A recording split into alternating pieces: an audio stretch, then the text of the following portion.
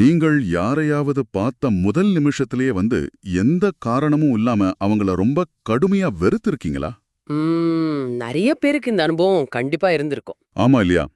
அதாவது அவங்க பேசுற விதம், செய்யற ஒவ்வொரு சின்ன விஷயமும் நமக்கு ஒரு எரிச்சலை கொடுக்கும். ஆனா கொஞ்சம் ஆழமா யோசிச்சு பாத்தீங்கன்னா, அந்த வெறுப்புக்கு காரணம் அவங்க தானா அப்படிங்கிற கேள்வி வரும். கரெக்ட். அந்த வெறுப்புக்கு காரணம் நிஜமாவே அவங்க தானா? இல்ல உங்க மனசுக்குள்ள நீங்க ஆழமா புதைச்சு வச்சிருக்க, நீங்களே ஏத்துக்க மறுக்கிற உங்களுடைய இருண்ட ரகசியங்களை அவங்க பிரதிபலிக்கிறாங்களா? ரொம்ப முக்கியமான ஒரு கேள்வி இது. அதான், உங்களுக்கு பிடிக்காத அந்த நபர் உண்மையில உங்க மனசோட கண்ணாடியாக கூட இருக்கலாம். சோ உங்க மனசுக்குள்ளேயே ஒரு இருட்டறையில நீங்க ஒரு டார்ச் லைட் அடிச்சு பார்த்தா என்னென்ன அதிர்ச்சியான விஷயங்கள் வெளியே வருமோ, அதைத்தான் நாம இன்னைக்கு இந்த ஆழமான அலசல்ல பண்ண போறோம். ஆமா, இது சாதாரண ஒரு உரையாடல் கிடையாது. கண்டிப்பா. இன்னைக்கு நாம எடுத்துக்கிட்ட மூலப்பொருள் உளவியலோட பிதாமகன்கள்ல ஒருவரான சிஜி ஜங் எழுதிய அயான், அதாவது Aion researches into the phenomenology of the self அப்படிங்கிற புத்தகம். ரொம்ப அற்புதமான, அதே சமயம் கொஞ்சம் சிக்கலான புத்தகம் இது. ஆமா, ஈகோ, நிரல், அனிமா, அனிமஸ், அப்புறம் ரசபாதம்னு கொஞ்சம் கனமான விஷயங்களை உங்க அன்றாட வாழ்க்கையோட நாங்க பொருத்தி பார்க்க போறோம். சோ நீங்க தயாரா இருங்க. நீங்க முதல்ல சொன்னீங்க இல்லையா, அந்த டார்ச் லைட் உதாரணம், அதுல இருந்தே நம்ம தொடங்குறது சரியா இருக்கும்னு நினைக்கிறேன். ஓ, கண்டிப்பா சொல்லுங்க. இப்போ வெளிச்சம் எங்க விழுகுதோ அங்க நிழலும் கட்டாயம் விழும் இல்லையா? மனித மனமும் பாத்தீங்கன்னா அப்படிதான்.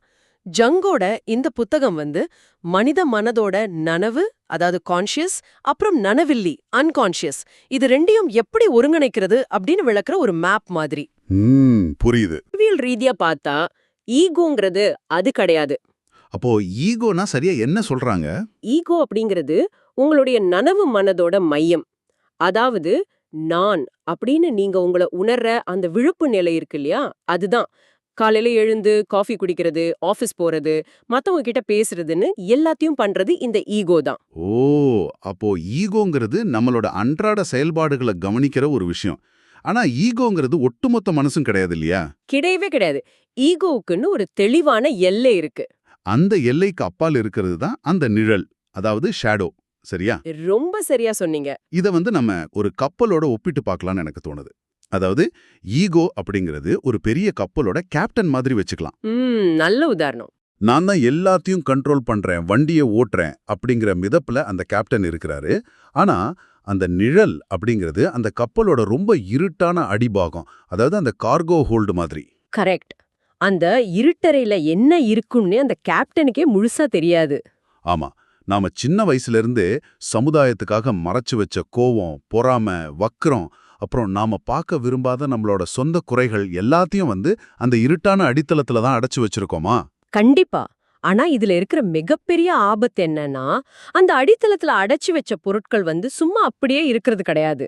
அது என்ன செய்யும்? ஒரு குழந்தை வளரும்போது பாத்தீங்கன்னா, சமூகம் எதை ஏத்துக்குமோ அதை மட்டும் வெளிக்காட்டிட்டு, எதையெல்லாம் சமூகம் நிராகரிக்குமோ அதையெல்லாம் இந்த நிழல் அப்படிங்கிற இருட்டறையில தள்ளிடுது. புரியுது. ஆனா பல வருஷம் கழிச்சு இந்த நிழல் தன் இருப்பை காட்ட ஆரம்பிக்கும். அதை நம்ம எப்படி செய்றோம் தெரியுமா? ப்ரொஜெக்ஷன், அதாவது பிரதிபலிப்பு அப்படிங்கிற முறையில செய்றோம். ப்ரொஜெக்ஷன்னா மத்தவங்க மேல திணிக்கிறதா? ஆமா, நமக்குள்ளேயே இருக்கிற ஒரு மோசமான குணத்தை நாம நேரடியா ஏத்துக்கவே மாட்டோம். அதுக்கு பதிலா அத நமக்கு எதிரே இருக்கிற இன்னொரு நபர் மேல ஏற்றி பார்ப்போம். ஓ, அப்போ நான் ஒரு சக ஊழியரை எந்த காரணமும் இல்லாம வெறுக்கிறேன் அப்படின்னா, உண்மையில எனக்குள்ள இருக்கிற அதீத போட்டி மனப்பான்மையோ இல்ல அதிகார ஆசையோ அவர் பிரதிபலிக்கிறாருன்னு அர்த்தமா? 100க்கு 100 அதான் அர்த்தம். ஆனா இதை ஏத்துக்கிறது ரொம்பவே கஷ்டமாச்சே. ஏன்னா மனிதர்களுக்கு தங்களை தாங்களே நேர்மையா விமர்சிச்சு பார்க்கிற அந்த தற்சோதனை, செல்ஃப் கிரிட்டிசிசம் அவ்வளவு சுலபமா வராதே. அதுதான் இதுல உள்ள பிரச்சனையே. ஏன் பிரச்சனைக்கு காரணம் நான் கிடையாது, வெளியே இருக்கிற இந்த உலகம் தான் அப்படின்னு சொல்றது தானே ஈகோவுக்கு ரொம்ப வசதியா இருக்கு. கரெக்ட். அதுதான் நிழலை எதிர்கொள்றதுல இருக்கிற மிகப்பெரிய சவால். ஒரு மனுஷன் தன் நிழலை உணராம இருந்தா அவன் தன் குறைகளை மத்தவங்க மேல திணிச்சுக்கிட்டே இருப்பான். இந்த ப்ரொஜெக்ஷன் தொடரும்போது அவனுக்கு இந்த உலகமே எதிரிகளால் நிரம்பின மாதிரி ஒரு ஃபீல் வந்துரும். ஆனா உண்மையில பிரச்சனை அவனுக்குள்ள அந்த கார்கோ ஹோல்ட்ல தான் இருக்கு. ஆமா. ஜங் என்ன சொல்றாருன்னா, இந்த தனிப்பட்ட நிழலை தற்சோதனை மூலமா எதிர்கொண்டு அதை ஏத்துக்கிறது தான் உங்க உளவியல் ரீதியான வளர்ச்சியோட முதல் படிங்கிறாரு. ஓ, அப்ப இதுதான் ஃபர்ஸ்ட் ஸ்டெப். ஆமா, இந்த தனிப்பட்ட நிழல கடந்து போனாதான் மனித மனம் வந்து இதைவிட ஆழமான ஒட்டுமொத்த மனித குலத்துக்கும் பொதுவான ஒரு கூட்டு பகுதிக்கு, அதாவது கலெக்டிவ் அன்கான்ஷியஸ்குள்ள நுழையுது. அந்த அடுத்த கட்டம்தான் வந்து இந்த அனிமா மற்றும் அனிமஸ் இல்லையா? கரெக்ட். அதாவது நிழலை தாண்டி நாம உள்ள போனா சிக்கல் வந்து இன்னும் அதிகமாகுது. மூலப்பொருள்ல ஜங் இதை எப்படி விளக்குறாருன்னா, ஒவ்வொரு ஆண்குள்ளும் ஒரு பெண்மைத்தன்மை இருக்கு, அதுக்கு பேரு அனிமா. ஆமா. அதே போல ஒவ்வொரு பெண்ணுக்குள்ளும் ஒரு ஆண்மைத்தன்மை இருக்கு, அது வந்து அனிமஸ். அனிமா அப்படிங்கிறது ஈரோஸ், அதாவது உறவு, அன்பு, இது கூடவும் அனிமஸ் அப்படிங்கிறது லோகோஸ், அதாவது தர்க்கம், பகுத்தறிவு, இது கூடவும் தொடர்புடையதுன்னு சொல்லப்பட்டிருக்கு. ரொம்ப சரியா சொன்னீங்க. ஆனா இங்க நாம கொஞ்சம் ஒரு நிமிஷம் நிப்பாட்டி யோசிக்கணும். இது கேட்கறதுக்கு ரொம்பவே பழமையான ஒரு மாதிரி ஜெண்டர் ஸ்டீரியோடைப்ஸ் மாதிரி தெரியலையா? எந்த விதத்துல அப்படி தோணுது உங்களுக்கு? அதாவது ஆண்கள்னா பகுத்தறிவு கொண்டவங்க, லாஜிக் மட்டுமே தெரிஞ்சவங்க, பெண்கள்னா உணர்வுபூர்வமானவங்க, உறவுகளுக்கு மட்டுமே முக்கியத்துவம் கொடுக்கறவங்கன்னு பிரிக்கிறது இன்றைய இந்த நவீன காலகட்டத்துக்கு சுத்தமா பொருந்தாத. நீங்க கேக்குறது நியாயமான கேள்விதான். ஜங்க் வந்து ஒரு 20ஆம் நூற்றாண்டு ஐரோப்பிய ஆணாதிக்கவாதி போல சிந்தித்திருக்காருன்னு சொல்லி இதை நாம் அப்படியே நிராகரிச்சிட முடியாதா? மேலோட்டமா பார்க்கும்போது இது வந்து ரொம்ப பிற்போக்குத்தனமா ஒரு ஸ்டீரியோடைப்பா தெரியறது இயற்கைதான். ஆனா ஜங்க் வந்து இத ஒரு உயிரியல் விதியாகவோ பயாலஜிக்கல் ரூலாகவோ இல்ல சமூக விதியாகவோ சொல்லவே இல்ல. இத நாம ஆழமா புரிஞ்சுக்கணும். ஓ, அப்ப அவர் எந்த அர்த்தத்துல சொல்றாரு? ஜங்க் பேசுறது எல்லாமே அந்த கூட்டு நனவிலி மனதின் கலெக்டிவ் அன்கான்ஷியஸ் பிம்பங்களை பத்தி தான். பல்லாயிரம் வருஷமா மனித இனம் பரிணாம வளர்ச்சி அடையும் போது அதனுடைய கூட்டு நினைவுகள்ல சில ஆதி படிமங்கள், அதாவது ஆர்க்கிடைப்ஸ் பதிவாகிடுச்சு. அதாவது பல தலைமுறைகளா வந்ததுங்கிறீங்க. ஆமா. ஒரு ஆண் வந்து சமூகம் கத்து கொடுத்தபடி தர்க்கத்தை, லாஜிக்க மையமா வச்சு தன்னோட நனவ மனதை அமைச்சுக்கிட்டா, அவன் நிராகரிச்ச அந்த உணர்ச்சிகளும் உறவு சார்ந்த கூறுகளும், அதாவது ஈரோஸ், அவனோட நனவிலி மனதுக்குள்ள போய் ஒரு பெண் உருவமா, அதாவது அனிமாவா வடிவம் பெறுது. ஓ, அப்போ பெண்ணுக்கு இது அப்படியே நேர்மாறா நடக்குது இல்லையா? கண்டிப்பா. இது வந்து நனவுக்கும் நனவெளிக்கும் இடையில இருக்கிற ஒரு சமநிலைப்படுத்துற கருவி, ஒரு பேலன்சிங் மெக்கானிசம்னு சொல்லலாம். ஆக இது ஆண்களும் பெண்களும் நிஜத்துல எப்படி இருக்கிறாங்க அப்படிங்கறத பத்தினது கிடையாது. மாறா நமது நனவெளி மனம் வரலாற்று ரீதியா எப்படிப்பட்ட பிம்பங்களை உருவாக்கி வச்சிருக்கு அப்படிங்கறத பத்தினதா தானே? ரொம்ப துல்லியமா புரிஞ்சுக்கிட்டீங்க. இது அன்றாட உறவுகள்ல பொருத்தி பார்த்தா இன்னும் சுவாரஸ்யமா இருக்கு. காதலிக்கும் போதோ இல்ல கல்யாணத்தோட ஆரம்பத்திலயோ வர்ற பல முரண்பாடுகளுக்கு இந்த அனிமா அனிமஸ் ப்ரொஜெக்ஷன் தான் முக்கிய காரணம்னு தோணுது. எப்படி சொல்றீங்க? இப்போ ஒரு ஆண் ஒரு பெண்ணை காதலிக்கும் போது அவன் உண்மையில எதிரே இருக்கிற அந்த ரத்தமும் சதைமான பெண்ணை காதலிக்கிறது இல்ல, தன் மனசுக்குள்ள இருக்கிற அந்த அனிமா பிம்பத்தை வந்து அப்படியே அவன் மேல பூர்த்தி பார்க்கறான். ஆமா, அது ரொம்ப உண்மையான விஷயம். நீதான் என் பாதி, நீதான் என்னை முழுமையாக்குற அப்படின்லாம் சொல்றது இந்த பிம்பத்தை வச்சுதான். ஆனா நிஜ வாழ்க்கையில அந்த பெண் அவனோட பிம்பத்துக்கு முரணா செயல்படும் போது அவனுக்கு பெரிய கோபம் வெடிக்குது இல்லையா? அதனாலதான் காரணமே இல்லாத கோபங்களும் அதீத உணர்ச்சி போராட்டங்களும் ரிலேஷன்ஷிப்ல ஏற்படுது. ஒரு ஆணோட ஆனிமா அவனை கட்டுப்படுத்தும் போது அவன் தர்க்கத்தை இழந்து ரொம்ப மூடியாகவும் உணர்ச்சி வசப்படுறவனாகவும் மாறிடுறான். அப்போ பெண்ணுக்கும் அதே போல ஒரு பெண்ணோட ஆனிமஸ் அவளை கட்டுப்படுத்தும் போது அவ ரொம்ப பிடிவாதமான தர்க்க ரீதியான வாதங்களை கண்மூடித்தனமா வைக்க தொடங்குவா. நாம உறவுகள்ல சண்டை போடுறது எதிரே இருக்கிறவங்க கிட்ட கிடையாது, நமக்குள்ளேயே இருக்கிற இந்த பிம்பங்கள் கிட்டதான். வாவ், இது ரொம்பவே ஆழமான விஷயம். இதை உணர்ந்து நமக்குள்ளே இருக்கிற அந்த எதிர்ப்பாலின தன்மையோட ஒரு உரையாடலை நிகழ்த்தி அதை சமரசம் செய்யறதுதான் ஒரு உளவியல் முதிர்ச்சியோட உச்சம்னு சொல்லலாம். கண்டிப்பா. சரி, நாம வந்து ஈகோவை பார்த்தோம், நிழலை பார்த்தோம், அனிமா அனிமஸ்னு அடுத்தடுத்த அடுக்குகளுக்கு போயிட்டோம். இதுக்கெல்லாம் ஒரு மையப்புள்ளி இருக்கணும் இல்லையா? அதுதான் முழுமையான சுயம், தி செல்ஃப். ஆமா, அதுதான் மையப்புள்ளி. நனவு மனம், நனவிலி மனம், நிழல், அனிமான்னு எல்லாத்தையும் உள்ளடக்கிய ஒட்டுமொத்த ஆளுமைதான் சுயம். நாம ஆரம்பத்துல பேசின அந்த ஈகோ வந்து இந்த பிரம்மாண்டமான சுயத்துல ஒரு சின்ன சிறு புள்ளி மட்டுமே. கரெக்ட். இதை இன்னும் ஈஸியா புரிஞ்சுக்க ஈகோ அப்படிங்கறத ஒரு சாதாரண ஸ்மார்ட் போன் மாதிரியும், சுயம் தி செல்ஃப் அப்படிங்கறத ஒட்டுமொத்த உலகளாவிய இணையம், அதாவது இன்டர்நெட் மாதிரியும் நம்ம எடுத்துக்கலாம்னு நினைக்கிறேன். இந்த ஸ்மார்ட் போன் இணையம் ஒப்பீடு வந்து ஜங்கோட அடுத்த முக்கியமான கருத்தை விளக்குறதுக்கு ரொம்பவே சரியா பொருந்தது. எப்படின்னு கொஞ்சம் விளக்க முடியுமா? இப்போ ஒரு ஸ்மார்ட் போன் தனக்கு ஒரு எல்லை இருக்கு அப்படிங்கறத மறந்துட்டு ஒட்டுமொத்த இன்டர்நெட்ல இருக்கிற டேட்டாவையும் தன்னுள் டவுன்லோட் செய்ய நினைச்சா என்ன ஆகும்? அதோட ப்ராசஸர் தாங்காம பேட்டரி சூடாகி ஒட்டுமொத்தமா கிராஷ் ஆயிடும். மனித மனதிலையும் இதுதான் நடக்குது. நனவெளி மனனோட அந்த அபரிமிதமான சக்திகளை, ஆதிப்படிமங்களோட ஆற்றலை இந்த சின்ன ஈகோ தன்னுடைய சொந்த சொத்து அப்படி நினைச்சுக்கிற நிலைமைக்கு தான் ஜங்க் ஒரு பெயர் வைக்கிறாரு. அதுதான் ஈகோ வீக்கம், அதாவது இன்ஃப்ளேஷன் ஆஃப் தி ஈகோ. ஓ, ஈகோ வீக்கம். நிஜ வாழ்க்கையில இந்த ஈகோ வீக்கம் எப்படி வெளிப்படும்? ஒரு சாதாரண மனுஷன் திடீர்னு தன்னை ஒரு தீர்க்கதரிசி மாதிரியோ இல்ல உலகை ரட்சிக்க வந்த சூப்பர்மேன் மாதிரியோ நினைக்குப்பானா? ஆமா, அது ஒரு விதம். இல்ல அளவுக்கு அதிகமான வெற்றியை கண்ட ஒரு ஸ்டார்ட் அப் கம்பெனியோட சிஇஓ எனக்கு தான் எல்லாம் தெரியும் அப்படின்னு கர்வம் கொள்றதும் இந்த ஈகோ வீக்கம் தானா? ரெண்டுமே ஈகோ வீக்கம் தான். இது ஏற்படும்போது மனிதர்கள் நிஜ உலகத்துடனான தொடர்பை முழுமையா இழந்துடுறாங்க. இது ஒரு மாபெரும் உளவியல் பேரழிவின் சைக்கிக் கட்டாஸ்ட்ரஃபி சொல்லலாம். அப்போ சுத்தி இருக்கிறவங்கள அவங்க மதிக்க மாட்டாங்களா? கண்டிப்பா மதிக்க மாட்டாங்க. வரலாற்றுல பாத்தீங்கன்னா பல சர்வாதிகாரிகளும் கல்ட் அப்படின்னு சொல்லப்படுற வழிபாட்டு குழுக்களோட தலைவர்களும் இந்த ஈகோ வீக்கத்தால பாதிக்கப்பட்டவங்க தான். ரொம்ப ஆபத்தான விஷயம் இது. அதனாலதான் இந்த வீக்கத்தை தவிர்க்க மனிதனுக்கு பணிவு மிக அவசியம்னு ஜங்க் சொல்றாரு. நம்மை ஈகோக்கு அப்பாற்பட்ட நம்மை மீறிய ஒரு இயற்கை சக்தி அல்லது கடவுளின் சித்தம், வில் ஆஃப் காட் இருக்கிறதா ஒரு உணர்வு நமக்கு இருக்கணும். இங்க கடவுள் அப்படிங்கிறது மத ரீதியான கடவுள் கிடையாது இல்லையா? ஆமா, அது ஈகோவை விட பெரியதான அந்த சுயத்தோட செல்ஃபோட குறியீடு தான். அந்த பணிவு மட்டும்தான் உங்க ஸ்மார்ட் போனை வெடிச்சு சிதறாம பாதுகாக்கும். ஓ, ரொம்ப அருமையா சொன்னீங்க. ஆனா இந்த சுயம் அப்படிங்கிற கருத்தாக்கத்தை பத்தி பேசும்போது ஜங் நேரடியாகவே கிறிஸ்துவ இறையலுக்குள்ள நுழையிறாரு. ஆமா, அது ரொம்ப முக்கியமான பகுதி. அதாவது சுயத்தோட மிகச்சிறந்த வரலாற்று குறியீடா ஜங் கிறிஸ்துவ பார்க்கறாரு. Christ as imago dei. ஆனா இங்க ஒரு பெரிய முரண்பாடு வருது எனக்கு. என்ன முரண்பாடு? இப்போ கிறிஸ்து அப்படிங்கிறவர் முழுமையான ஒளியின் வடிவம், நன்மையின் வடிவம். அங்க நிழலுக்கு இடமே இல்லையே. நவீன திருச்சபைகளோட கோட்பாட்டின்படி பாத்தீங்கன்னா தீமை என்பது தனியான ஒரு சக்தி கிடையாது, அது நன்மையின் இல்லாமை மட்டுமே. அதாவது பிரிவேஷியோ போனி அப்படின்னு சொல்றாங்க. ஆமா, இருட்டுன்னு ஒண்ணு கிடையாது, அது வெளிச்சமில்லாத ஒரு நிலை மட்டுமேன்னு சொல்றாங்க. ஆனா ஜங் இதை முற்றிலுமா நிராகரிக்கிறாரு. இங்க எனக்கு ஒரு சந்தேகம் வருது. கேளுங்க. உளவியல் அப்படிங்கிறது ஒரு அறிவியல் துறை. நன்மை தீமைங்கிற இந்த தார்மீக கருத்துக்களை ஒரு உளவியலாளர் எப்படி அறிவியல் பூர்வமான உண்மையா, அதாவது எம்பிரிக்கல் ஃபேக்ட்ஸா பார்க்க முடியும்? தத்துவ ரீதியான விவாதத்துக்குள்ள அவர் ஏன் நுழையிறாரு? ரொம்ப ஆழமான கேள்வி இது. ஜங் இத வெறும் தத்துவமா பார்க்கல, மனித மனதோட நேரடி அனுபவமா பார்க்கறாரு. ஜங் வாழ்ந்த காலகட்டத்தை கொஞ்சம் நினைச்சு பாருங்க.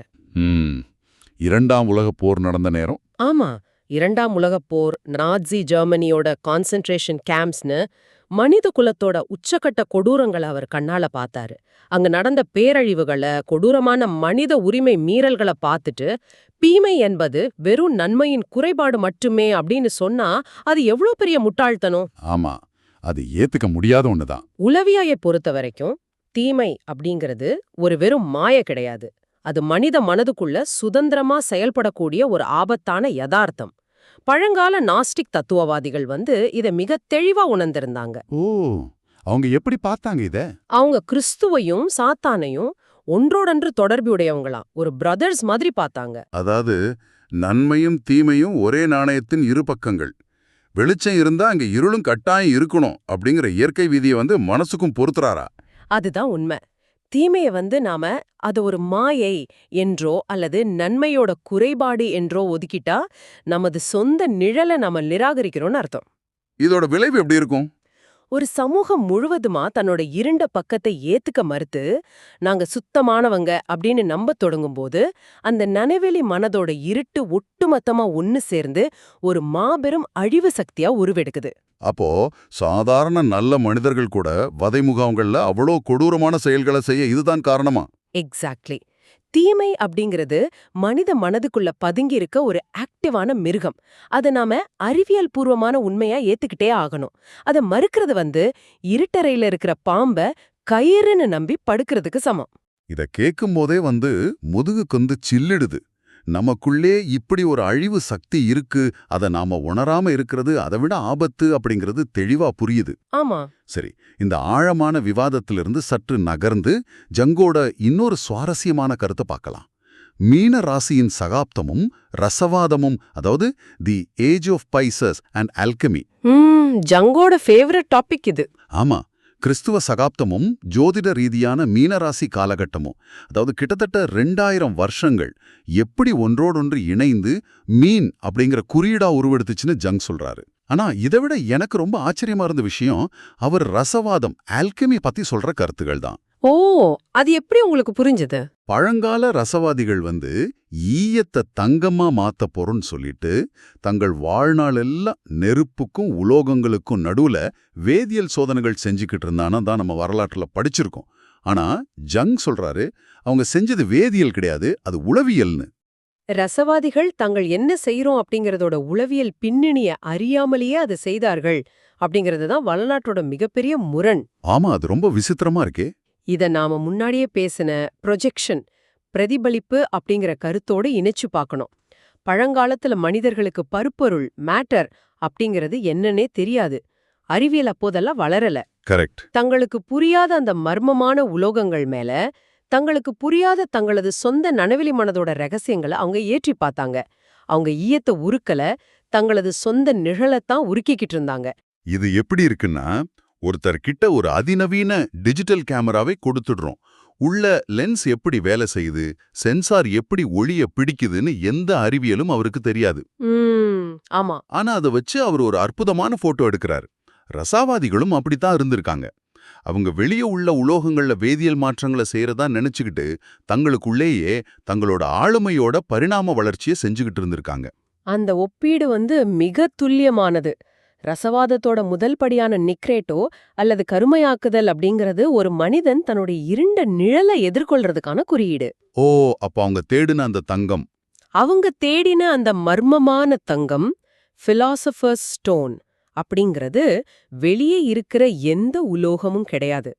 அது மனித மனம் தன்னுள் இருக்கிற எதிரெதிர் துருவங்களை, அதாவது ஒளி மற்றும் இருள், நன்மை மற்றும் தீமை, அனிமா மற்றும் அனிமஸ், இது எல்லாத்தையும் ஒன்றிணைத்து முழுமையான சுயத்தை அடைவதற்கான தேடலோட உச்சக்கட்ட வெளிப்பாடு. வாவ். யங் ஒரு விஷயத்தை கண்டு ரொம்பவே மிரண்டு போறாரு. ரசவாதிகள் பயன்படுத்தின குறியீடுகளும் தன்னோட நோயாளிகளோட கனவுகள்ல வர்ற குறியீடுகளும் ஒரே மாதிரியா இருக்கிறத அவர் கவனிக்கிறாரு. நிஜமாவா? இது எப்படி சாத்தியம்? ஏன்னா எல்லாமே அந்த கூட்டு நனவிலி, கலெக்டிவ் அன்கான்ஷியஸ் மனதிலிருந்து உருவானவைதான். ஆனா நவீன அறிவியல் வளர்ச்சி அடைஞ்ச பிறகு பருப்பொருளோட ரகசியம் நமக்கு தெரிஞ்சிடுச்சு. ஆமா, ஆட்டம்ஸ், மாலிக்யூல்ஸ் எல்லாம் தெரிஞ்சிருச்சு. அதனால மனிதன் பருப்பொருளின் மேல வச்சிருந்த அந்த உளவியல் பிரதிபலிப்பு இப்போ உடைஞ்சிடுச்சு. இப்போ நாம ஈயத்தை வெறும் ஈயமா மட்டுமே பாக்குறோம். அது ஒரு வகையில மனித குலத்துக்கு இழப்பு தான் இல்லையா? மாயங்கள் நிறைஞ்ச ஒரு உலகத்திலிருந்து நம்ம ரொம்ப வறண்ட ஒரு தர்க்க ரீதியான லாஜிக்கான உலகத்துக்கு வந்துட்டோம். உண்மைதான். சரி, நாம இந்த ஆழமான அலசலோட இறுதி பகுதிக்கு வந்துட்டோம். இன்றைய அந்த பயணத்துல ஈகோவோட எல்லைகள் என்ன, நிழல் அப்படிங்கிற இருட்டறையில அடிச்சு வைக்கப்பட்டிருக்கிற குப்பைகளை எப்படி எதிர்கொள்றது, ஆமா, அது ரொம்ப முக்கியம். அனிமா மற்றும் அனிமஸ் நமது அன்றாட உறவுகள்ல ஏற்படுத்துற விபரீதங்கள் என்ன, ஈகோ தன்னை முழுமையான இணையம்னு நினைச்சுக்கிற வீக்கத்தால வர்ற ஆபத்து, தார்மீக தீமையோட உண்மையான முகம், அப்புறம் ரசவாத மூலமா பழங்கால மனிதர்கள் தங்களை அறியாமலே தங்களை எப்படி புரிஞ்சுக்க முயன்றாங்க, இது எல்லாத்தையும் நீங்க மிக தெளிவா உள்வாங்கியிருப்பீங்கன்னு நம்புறேன். கண்டிப்பா. மனித மனதோட அடுக்குகளை இவ்ளோ நுணுக்கமா கிழிச்சு பாக்குறது உண்மையிலே ஒரு மனதை திறக்கும் அனுபவமா தான் இருந்துச்சு. எந்த சந்தேகமும் இல்ல. மனித மனம் அப்படிங்கிறது வெறும் நனவு நிலை மட்டும் கிடையாது. அது பல ஆழமான, இருண்ட மற்றும் பிரம்மாண்டமான நனவிலி அடுக்குகளை கொண்டது. முழுமையான மனிதனா மாறுறது அப்படிங்கிறது நன்மையை மட்டுமே அரவணைக்கிறது கிடையாது. நமது இருண்ட பக்கத்தையும் சேர்த்தே ஏத்துக்கிட்டு அதை ஒரு சமநிலைக்கு கொண்டு வர்றதுதான் அப்படிங்கிற ஜங்கோட பாடம் காலங்களை தாண்டி நிற்கக்கூடிய ஒண்ணு. மிக நேர்த்தியா தொகுத்து சொன்னீங்க. இந்த ஆழமான தேடலை முடிக்கிறதுக்கு முன்னாடி உங்ககிட்ட ஒரு கேள்வியை விட்டு செல்ல விரும்புறேன். சொல்லுங்க. பழங்கால மனிதர்களுக்கு இந்த உலகம் ரொம்ப மர்மமா இருந்துச்சு. அதனால அவங்க தங்கள் மனதோட ரகசியங்களை, தங்களது சுயத்தை உலோகங்கள்லையும் ரசவாத குறியீடுகள்லையும் தேடினாங்க, பிரதிபலிச்சாங்க. கரெக்ட். ஆனா அணுவியல் முதல் விண்வெளி வர எல்லாத்தையும் ஆராய்ந்து விட்ட இன்றைய நவீன உலகத்துல பருப்பொருட்கள் மேல நம்மால எதையும் பிரதிபலிக்க முடியாது. அப்படி என்றால் இன்னைக்கு நாம நமது மனதோட நிழலையும் அனிமாவையும் சுயத்தையும் எதன் மேல பிரதிபலிக்கிறோம்? ரொம்ப சிந்த வேண்டிய கேள்வி இது. ஒருவேளை நாம மணித்துளிகளை தொலைக்கிற இந்த சமூக வலைத்தளங்களா, அல்லது நமது கேள்விகளுக்கு மனிதர்களைப் போலவே பதிலளிக்கும், சில நேரங்கள்ல ஹலுசினேட் செய்யும் செயற்கை நுண்ணறிவா, அதாவது ஏஐயா? அந்த டிஜிட்டல் திரைகளுக்கு பின்னால் இருக்கிறது வெறும் அல்காரிதம்களா, இல்லை நமது சொந்த கூட்டு நனவிலி மனமா? சிந்தித்து பாருங்க. இப்போது ஆடியோவின் இறுதிப் பகுதி. இவ்ளோ நேரம் கேட்டதுக்கு ரொம்ப நன்றி. இப்போது ஆடியோவின் இறுதிப் பகுதி. இந்த Tamil voice reads channel monetisation இல்லாம தான் நடக்குது. இப்போது ஆடியோவின் இறுதிப் பகுதி. இந்த ஆடியோ புத்தகம் உங்களுக்கு பயன் தருது என்று நினைத்தால், இப்போது ஆடியோவின் இறுதிப் பகுதி. இந்த முயற்சி தொடர்ந்து போக, இப்போது ஆடியோவின் இறுதிப் பகுதி. உங்க ஆதரவு மிகவும் உதவும். இப்போது ஆடியோவின் இறுதிப் பகுதி. என்னுடைய இந்த முயற்சிக்கு நன்கொடை அளிக்க விருப்பம் இருந்தால், இப்போது ஆடியோவின் இறுதிப் பகுதி டிஸ்கிரிப்ஷன்ல கொடுக்கப்பட்டுள்ள UPI மூலம் வழங்கலாம். இப்போது ஆடியோவின் இறுதிப் பகுதி. உங்களால் முடிந்த அளவு போதும். இப்போது ஆடியோவின் இறுதிப் பகுதி. சிறிய ஆதரவும் பெரிய உதவிதான். இப்போது ஆடியோவின் இறுதிப் பகுதி. இந்த வீடியோ உங்களுக்கு பயனுள்ளதாக இருந்தால், இப்போது ஆடியோவின் இறுதிப் பகுதி. சப்ஸ்கிரைப் பண்ணுங்க. இப்போது ஆடியோவின் இறுதிப் பகுதி. மற்றவர்களுக்கும் பகிர்ந்து கொள்ளுங்கள். இப்போது ஆடியோவின் இறுதிப் பகுதி. இந்த கருத்துக்கள் அவர்களுக்கும் தேவையாக இருக்கலாம். இப்போது ஆடியோவின் இறுதிப் பகுதி. லைக் பண்ணுங்க. இப்போது ஆடியோவின் இறுதிப் பகுதி. உங்க கருத்துக்களை கமெண்ட்ல பகிருங்கள். இப்போது ஆடியோவின் இறுதிப் பகுதி. மனப்பூர்வமான நன்றி.